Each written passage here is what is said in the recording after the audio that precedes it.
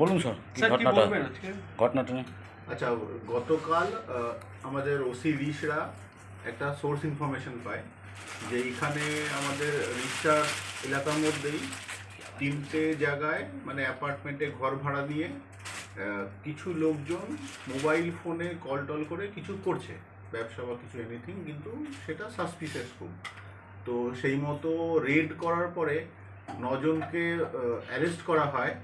তারপর তাদেরকে আরও ছানবিন করার পর জানা যায় যে এটা একটা সাইবার ফ্রডের র্যাকেট চলছিল।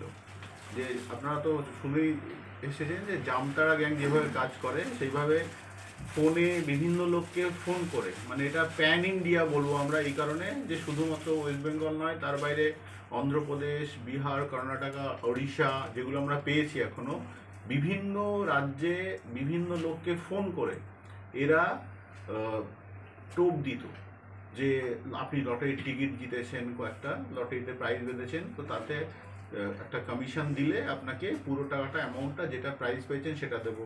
এছাড়া লোন অ্যাপ্রুভাল যেটা হয় আজকাল, মেসেজ যেটা আসে র্যান্ডাম মেসেজে পাঠাতো ওরা বিভিন্ন লোককে, যে আপনার প্রি অ্যাপ্রুভড লোনটা হয়ে যাবে, তার জন্য কিছু কমিশন দিন।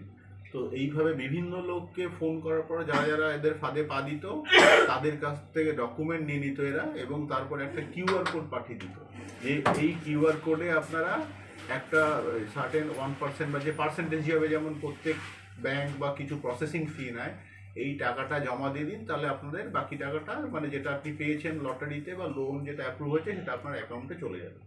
তো মানুষ এই ফাঁদে পা দিয়ে এগুলো করতো। তো আমরা এখন অবধি এদের কাছ থেকে যে তথ্য প্রমাণগুলো পেয়েছি, টোটাল আমরা 21টা ফোন বাজেয়াপ্ত করেছি, এবং এই যে র্যাকেটটা আছে এতে 9 জন পেয়েছি বিভিন্ন রাজ্যের। মানে মোহিত পান্ডে, এ হচ্ছে বিহারে থাকে, এর সাথে আরও একজন বিহারের লোক আছে, অন্ধ্রপ্রদেশের একজন আছে, তারপরে হচ্ছে ব্যাঙ্গালোরের 2 জন আছে, তারপরে আমাদের ওয়েস্ট বেঙ্গলের 2 জন আছে, বালিয়ার একজন আছে। এইরকমভাবে টোটাল 9 জন এরা বসে এখানে ফোন করে এবং এই মোবাইল ফোনের সাহায্যে ডেবিট কার্ড ইউজ করতো এরা, তার সাহায্যে এগুলো করেছে।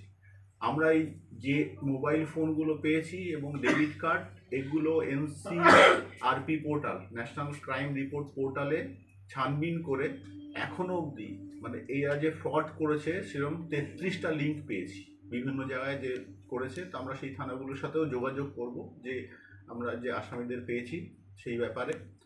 আর তার সাথে ডেবিট কার্ড পেয়েছি আমরা অনেকগুলো, যেখানে এরা টাকাগুলো নিত, তারপর সেখান থেকে কোনো জায়গায় সাইফোন করতো। তো আপাতত এখনও আমাদের রেড চলছে, এটা জাস্ট প্রাইমারি যেগুলো আমরা ইনফরমেশন পেয়েছি সেগুলো আপনাদের বললাম। স্যার কত টাকার ফ্রড করেছে?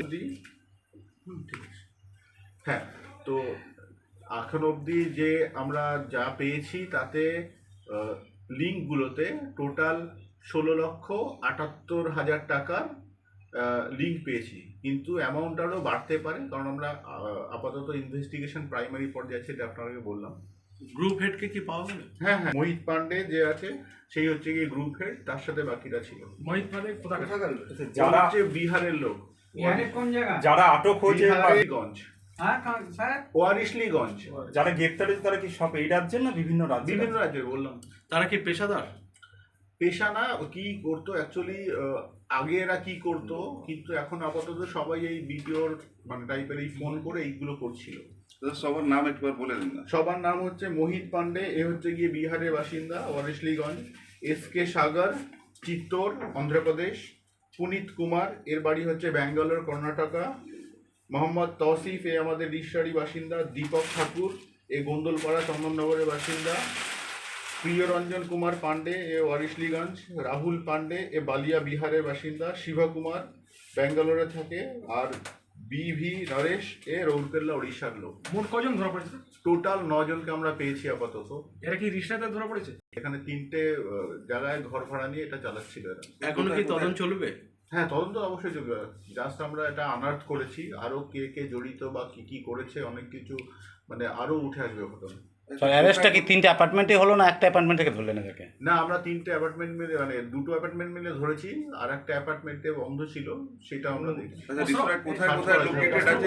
হ্যাঁ, কোনো অস্ত্র পাওয়া গেছে? না না, অস্ত্র কিছু নেই। স্যার রিসোর্ট কোথায় কোথায় অ্যাপার্টমেন্টগুলো লোকেটেড আছে? রিজিস্টার অ্যাপয়েন্টমেন্টগুলো যেগুলো আছে, একটা হচ্ছে গিয়ে আপনার এসডি মুখার্জি লেনে একটা ছিল, একটা এনএস রোডে, আর একটা স্ট্যান্ড অ্যালোন হাউস ছিল, সুশীলা ভবন গলি সেইখানে।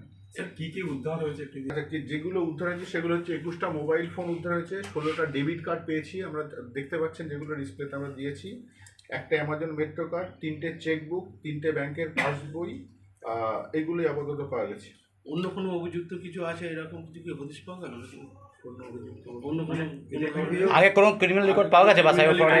হ্যাঁ, ওই তো ন্যাশনাল সাইবার ক্রাইমের যে রেকর্ড বললাম ওইটা ছানবিন করে আমরা 33টা অ্যাকনোলেজমেন্ট পেয়েছি, মানে বিভিন্ন রাজ্যে 33টা ঘটনা ঘটিয়েছে, আচ্ছা স্যার, সেগুলোই লিঙ্ক। যে অ্যাপার্টমেন্ট দিয়েছিল ওরা কি পুলিশকে রেজিস্টার্ড ভেরিফিকেশন করেন, পুলিশ ভেরিফিকেশন ভাড়া দেওয়ার আগে ডকুমেন্টস কিছু দিয়ে সেটা আমরা দেখছি, এখনো প্রাথমিক পর্যায়ে আছে, মালিকদের ডেকে আমরা কথা বলবো।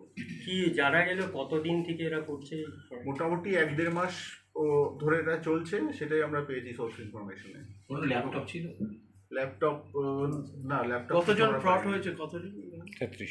লোকই হয়ে থাকবে, কারণ র্যান্ডামলি অনেক কথাবার্তা বলতে এগুলো জানা গেছে, এটা মানে পরবর্তীকালে আমরা বলতে পারবো। এখন অবধি 33টা যেগুলো পুলিশে রেজিস্ট্রেশন হয়েছে কেস বিভিন্ন জায়গায় বিভিন্ন রাজ্যে, সেটা আমরা পেয়েছি। এটা কি কেউ কেস করেছে না পুলিশের সুমুটে কেস? না না, এগুলো সব ওই যে বললাম ন্যাশনাল সাইবার ক্রাইম রেকর্ডগুলোতে যে আপনার কোনো সাইবার ফ্রড হলে অ্যাকনোলেজ করতে হয়, সেইগুলো তার মানে ওখানে ক্রাইম হয়েছে। রিমান্ডে নেওয়া হবে এদেরকে?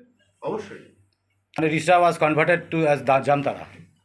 এইটা বলা যাবে না, কারণ আমরা বিভিন্ন জায়গায় যে এত ক্রাইমের রিপোর্ট পাই, সে মোটামুটি সব জায়গাতেই এগুলো ছোটোখাটো ভাবে যেখানে বিভিন্ন জায়গায় শিফট করে এগুলো করে, এমন নয় যে রিক্সা মানে করতো এরা, হয়তো আগে অন্য কোথাও করতো, সেগুলো আমরা পেয়ে যাবো। বলছি